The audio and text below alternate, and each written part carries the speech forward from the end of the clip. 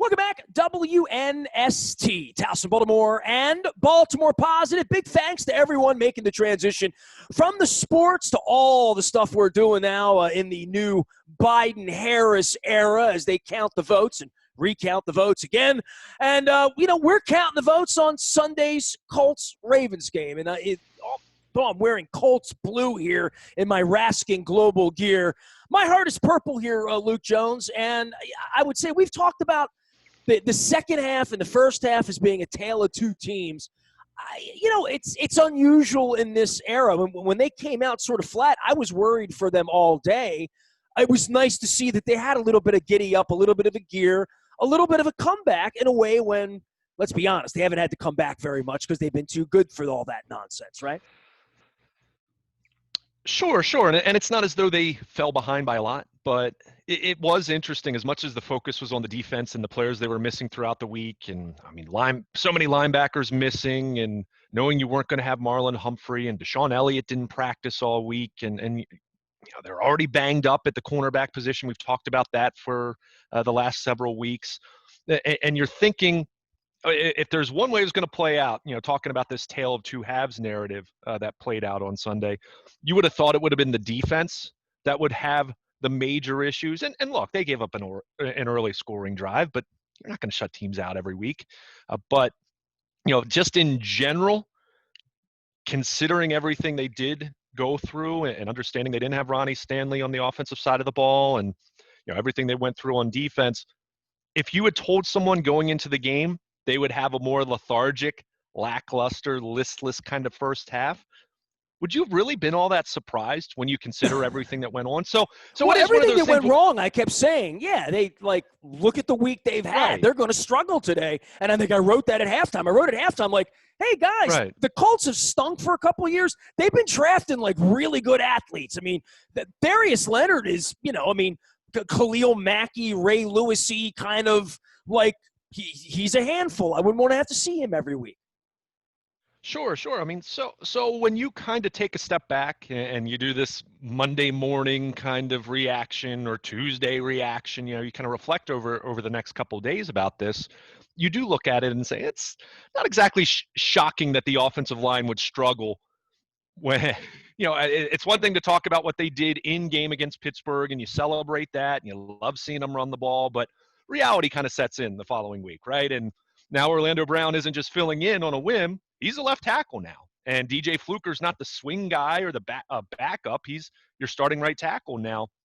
Not to mention Tyree Phillips goes on IR, and you have McCary there, and you're looking at different options on the interior. Matt Skur is bleeding all over the place, right? Yeah. So you kind of look at it, and it's not to forgive it, because certainly if you come out and play first half like that most weeks, or I don't want to say most weeks, many weeks at the very least, you're going to lose football games. Well, they're lucky the ball didn't hit the carpet either. I mean, they really didn't. They had ball handling issues. Skura had issues. They had movement issues. They got beaten, physically, many plays early on. But the ball didn't squirt out and go 7 points the other way. It almost did one time, but it didn't. Right. I mean, Gus Edwards had the fumble, which is unfortunate, but then you get the ball right back because your defense plays at a high level. So, it wasn't a perfect performance. We understand that. I think anyone would have been expecting that, given the turmoil, given the legitimate adversity that they were going through over the course of the previous 7 days. Then I think you look at that and you recognize that they faced a good team. I don't think Indianapolis is great. I didn't think that going into the game. I certainly don't think that after the fact, watching Phillip Rivers, frankly, not play very well. I know Brian Baldinger, your good buddy, did a breakdown Sunday night and actually showed some throws that Rivers really left on the field. So, but Ravens played really well. The defense, you give them all the credit in the world because of that first half. That easily could have been a 14-point deficit, 17-point deficit if your defense is just playing so-so when you consider how poor the offense was. But, it came together in the second half. And, now the goal is to kind of move past that one and look at some of the deficiencies that were there in the first half and look at the things you did well in the second half and see if you can quote, bottle that up and be able to do those things for closer to 60 minutes. And if you can do that, maybe that's not critical for a trip to New England against the Patriots, who aren't really the Patriots anymore in the way that you think about them. But knowing they have some tough games coming up later this month, that what they did in the second half was encouraging. And again, a quality, gutsy win where I guess the word that Eric DeCosta used to John Harbaugh talking about this was fortitude. And I think that term gets tossed out there a lot when you're talking about a game like football with manly men and masculinity and all that. But I think given the Football challenges that is they a had, rare game. Yes. oh yeah, no question. You want to hear the NFL films music, but I think the challenges that they did endure over the course of this week, I think it was appropriate, and that's why I said that for my money, this is their biggest win of the year.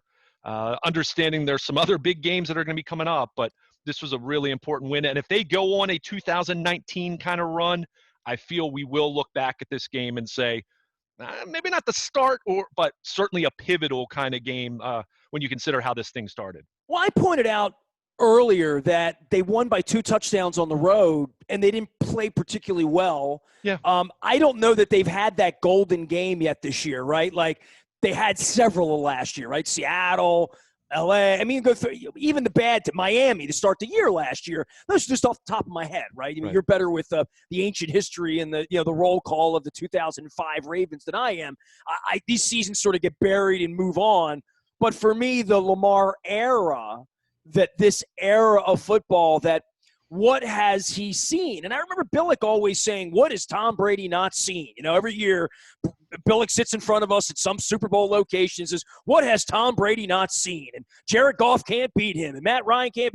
We just go through quarterback versus quarterback, and there needs to be some spice for Lamar to have situational football, not be run left, run right, run past everybody, which is the way he made it look, right? Like, it looked like the Autobahn out there last year at various points. And the weekly decleating of, a Cincinnati safety or linebacker or whatever, that was going on. The hoo-hoo moment in the press box where we all laugh and chuckle to each other and fist bump and say, holy hell, I've been watching football 50 years. Never seen that before.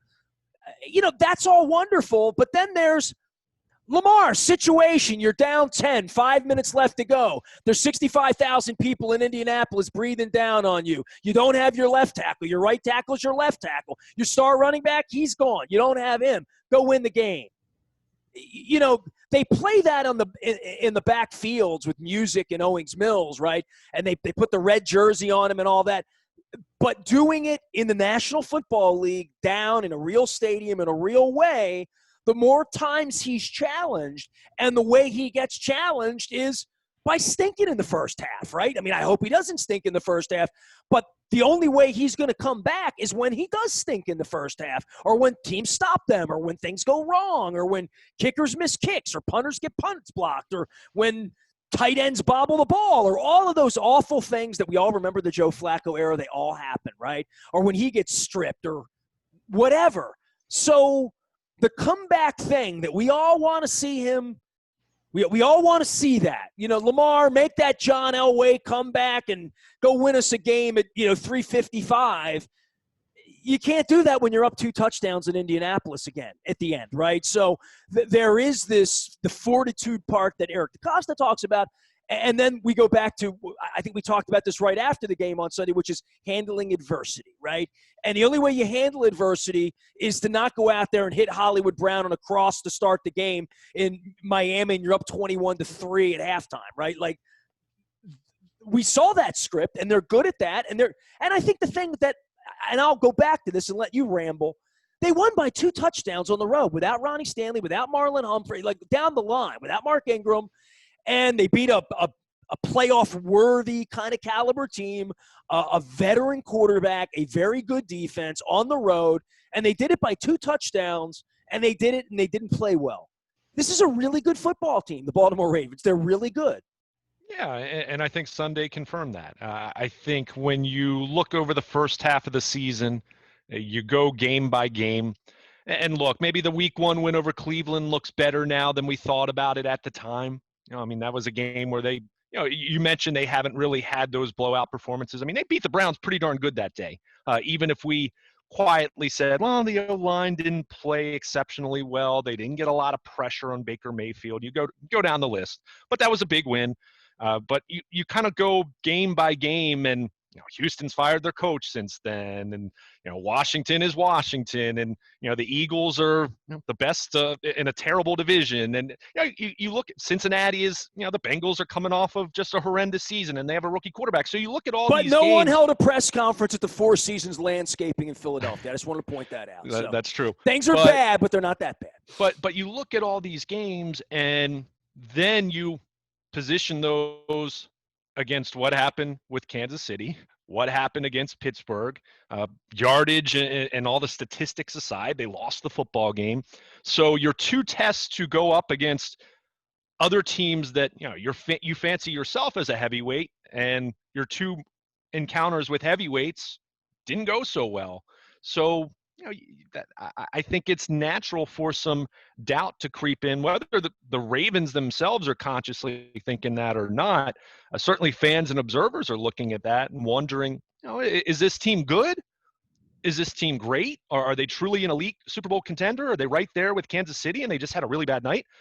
Or are they more like Indianapolis? I think that was a fair question to ask going into Sunday's game, and I think they proved that they're closer to being Kansas City and Pittsburgh than where I kind of view Indianapolis as a playoff team. I'm fine with saying that about them. They have a very good defense, as you mentioned, but certainly not a team that I'm envisioning playing in late January, having a chance to go to the Super Bowl. I think they're more a first round and, hey, thanks for playing and enjoy your off. Yeah, so we thought about Tennessee last year. As we thought about the Chargers. You never know, right? Exactly. There's some team that. Look what happened with the Sunday night game. Everyone's looking for New Orleans and Tampa Bay, and that was awful. Dude, the era of COVID, and let's take a little diversion here. Luke Jones is here, Baltimore Luke, out on Twitter, Facebook. He'll be in Owings Mills. We're talking Ravens, talking all this stuff. I want to shout out all of our sponsors just one time here early in the week. We're changing all of our branding. You're going to hear new sounds, new thoughts, new people. Sporticulture is always with us. They have the Magma lamp. You can find them at Sporticulture and Sporticulture.com. Royal Farms, the world-famous chicken. I went to chicken this week. I had Western fries last week. I'm going to go chicken this week because it just looks so crispy and delicious. It makes me want it, as well as a big tub of summer drink here, even though it's not summertime. It feels that way. Royal Farms coffee, by the way, on special. We're talking about that all month in our ads. Taharka, putting together incredible holiday flavors, and we're putting together a special box of Taharka Love that you can order with a special discount only for us, only for Baltimore positive people with special holiday flavors. So I'll be telling you about that later on. And, of course, our friends at Pizza John's down in Essex. Don't go on Monday. Don't make that mistake. But go on Tuesday, all day Wednesday, some days Thursday. Get a cheesesteak, get a meatball sub, get some ravioli. Get those little pastries in the front. They got cheesecake. They had pumpkin cheesecake last week when I was in there. Stop by Pizza John's and give them some love. All right, Luke, I want to go in a different direction here, which is COVID. And I talked so much last week about Eddie Feiner All-Stars and, what happens if the Ravens have to play 2 weeks with the 12 of the backup players and whatever's going to happen. I saw that Peter King wrote, COVID's over 100,000 a day every day now. I think we're going to go into really a real vacuum of leadership in this country, obviously, over the next 70 days through this transition of power and whatever the goof with the Twitter account's going to do. I am worried about the league, and I'm worried about the sanctity, but this is where it really gets weird for me because I want to take you down a journey away from the NFL into college football. Can you explain the Terps? Can you explain college football? Can you explain what happens week to week? And obviously the Clemson, Notre Dame thing and all of that, but this is where the league has made it halfway through, and I will say other than a few ripped up ACLs and whatever the Titans thing was that they survived, and even the Ravens this week won in a week when they had a lot of turmoil. The COVID thing's coming. The college football thing, week to week, what was that Penn State thing? I don't even know, but I'm worried that the NFL is going to sanction Eddie Feiner games. And so far, so good. It feels like it has integrity, right? That's what we want it to have. I just want to make sure this doesn't lack integrity. And I would say the one thing that we would talk about when I this triggered me when I mentioned Titans and I mentioned the Chargers. They were better teams than the Ravens in January. And what your team is the first week of January is going to be all that matters once you get to 10 or 11 wins, right? Like, this tournament's going to be weird, and fans, and we've talked about bubbles and all of that stuff, whether there's an extra week tacked on, how many teams are going to get sick, because they're going to get sick in the coming weeks. We know that. And I really hope that Goodell does something to protect the integrity of the game so that whatever the Terps were, Northwestern, and whatever they were, Penn State, I don't want to see that become the NFL. That's all. I don't want to see 63-0 games. I don't want to see mercy rule games. I was bad enough watching the Dallas Cowboys play with a guy who probably didn't belong in the league, and then he went out and almost beat the Steelers' ass. Yeah, and I mean, you kind of just stole my thunder there. I hear what you're saying. First of all, if you're talking about teams being down to the point where they're playing 12 or 13 practice squad guys, I'm guessing games are getting canceled because that means you have a widespread outbreak within your organization. I hope so. I hope that they cancel it and don't play it. That's all. But at the same time, you kind of get into, okay, well, what happens if your starting quarterback is the one? And, the Patriots dealt with this with Cam Newton. At some point in time. Well, if it's Lamar the first week of January, we lose, right? Like, literally. Well, and no different than if, in that case. If it's Ben Roethlisberger, right. But there's, in that case, it's no different than, if he sprains his MCL and he's out 3 weeks. I mean, and I'm not trying to make light of it. MCLs aren't contagious, though, right? Well, but my point, but if we're going to start going down that road, then we shouldn't be playing at all. You know what I mean? Like, fair enough. I mean, I'm just saying, like, that was brought up in the summer, by the way. Sure, and I'm, you and I have agreed on aspects of it. We've disagreed on aspects of it. No one should be thinking it's perfect or ideal. It is what it is, but what you brought up with the Cowboys is kind of where you look at this. I mean, look at the Ravens in 2015. They lose Joe Flacco, and then Matt Schaub gets hurt, and they're signing Jimmy Clausen to start a game off the street, and then Ryan Mallett, and you're beating the Steelers in Week 16, and then it's weird. Duck Hodges, 2 words. Duck Hodges, right? Exactly. It's weird. I mean, look, I don't think any of us, and I think speaking about this, not so much in the football sense, but talking about the pandemic itself, you can look at different periods in time on the timeline from March until now, and you'll find areas that were doing well at one point, not doing well now, vice versa. So I think we all, and I say this as a general population, I think we all like to think we know more about something that we don't. And that's where me trying to project what's going to happen in December or January or early February, or understanding if the league's going to add a Week 18 or push the Super Bowl back 3 weeks because you have all kinds of outbreaks and, I don't know, mid-December, whatever. I don't know. I can't forecast that. I certainly echo your concerns as far as getting to a point where you don't want to be so depleted that, it feels like an XFL game out there in terms of who's playing. But college football has felt that way to me, so much so that I'm not interested in it. It doesn't feel truly competitive in that way, in the global sense of everybody playing.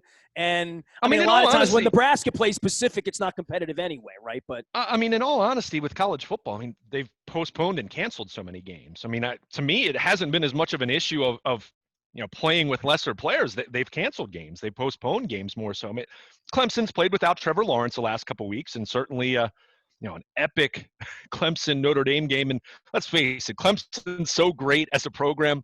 Their backup quarterback, they're still going to be fine against 99% of programs out there. But I mean, it's choppy. And, with college football, so much of it's just the scheduling itself's been weird. I mean, the Pac-12 just started.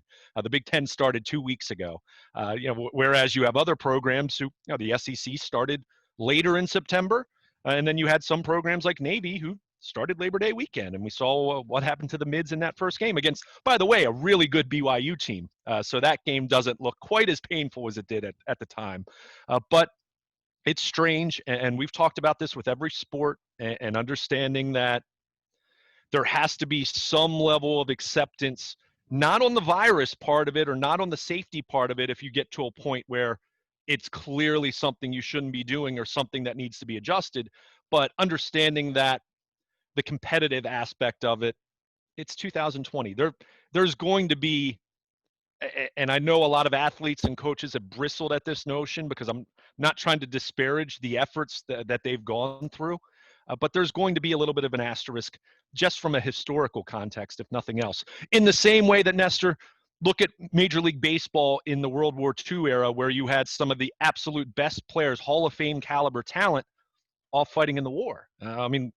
Look at Ted Williams' career numbers with the amount of time he lost serving, for his country. So you're always going to have that. I mean, Major League Baseball pre-Jackie Robinson, you look at those numbers and they're not really on the up and up in the same context that we look at that today. So you're always going to have caveats. You're always going to have something that you can point to that says, this isn't whole, this isn't authentic, this isn't organic. 1961 in baseball with the expansion era, Roger Maris breaks Babe Ruth's record. They play 162 games rather than 154. I mean, you go down through the history of sports and you can find so many different events, so many different periods where you can kind of look at the context of it and say, is that legitimate? In the same way that some of the talk this week, Joe Flacco making a start for the Jets. And look, I'm a Joe Flacco guy. He's getting ready to pass Joe Montana in, I think, career passing yardage, right? Think about that. No one would at all make any kind of argument to put Joe Flacco in the same room as Joe Montana, other than one postseason run, which, hey, congratulations, and Baltimore will always remember that.